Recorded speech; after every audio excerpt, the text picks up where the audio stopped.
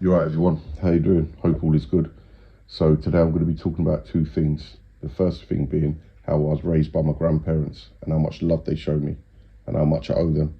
And the second thing being about the man upstairs, the lodger, the person who used to slap me about a bit.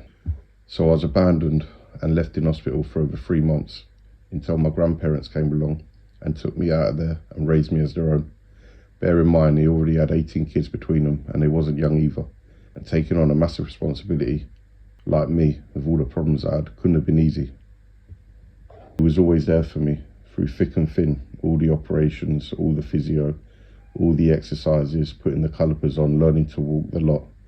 They taught me how to be strong, mentally and physically. I remember the day I asked to call them mum and dad. I'll never forget it. My mum's face, her eyes, just filled with water. She was so happy. Money was tight, but we always had what we needed: love, a roof over our head, and a full stomach. Even the kids on the block used to get food. If they was hungry, they just used to come in and mum would feed them all. See, we had a big family. Mum's motto was, you can't feed one without the other. Such a great lady. My dad was a great character as well. He had so much patience. Us cousins used to play a lot of pranks on him. It's quite funny. I don't know how he put up with it, to tell the truth. One time, we took the hallway light out. That's where the phone was. And we pressed 1471. For those who don't know, it's kind of a thing where years ago, if you done that, the phone would ring itself back. So anyway, we done that. It was at night time, so I got the cousins to take the light bulb out. And we put a banana on the hook instead of the phone. So my dad come along, he picked up the phone and he said hello and he had a banana in his hand. It was so funny. Weekends were so fun as well. Everyone had come down. There was a lot of people and everyone had kids, so there's loads of us cousins about. So in one room you'd have everyone playing cards, smoking, drinking tea, and the other room you'd have us lot messing about. I'll have to make another video just on them because this really doesn't do them any kind of justice. I miss them dearly, God rest their souls, same as all my lost loved ones. So now I'll talk about the lodger, the man who was basically family, the man I grew up with up until I was about 9 or 10. The man who used to slap me about from time to time when my mum and dad was out at bingo. He told me it's for my own good. He said, you're a cripple, got to toughen you up a bit. It lasted about a year or two, up until he got arrested for rape, just before I started secondary school.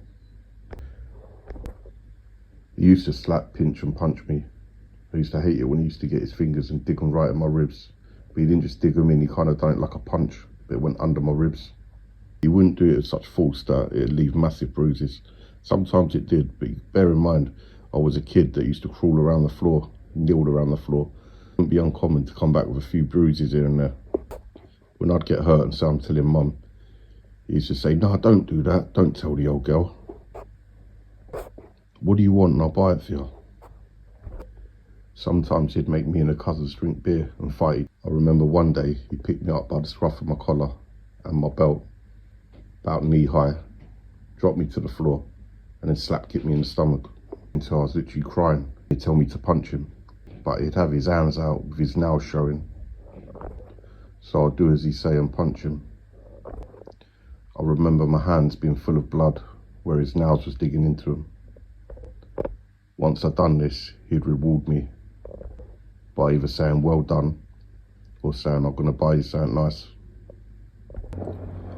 I actually thank him for some of them experiences because he was teaching me that when you're scared, to use it to your advantage. Don't let it eat you up. If you use it to your advantage, it can make you mad. So instead of getting scared, you get angry. And every time I'd done that, he rewarded me. So we'd get drunk, do all this sort of crap. But it's mad because he'd play the song, No, No, No. Other times he's quite nice to me, buying me gifts, taking me out, cinema. When he left, I did actually miss him because I didn't know what he got arrested for. I didn't know until many years later. He'd done some other really bad stuff to some family members, which I can't go into. But if I see him, it ain't gonna be nice. Anyway, thanks for watching. Speak soon. Take care.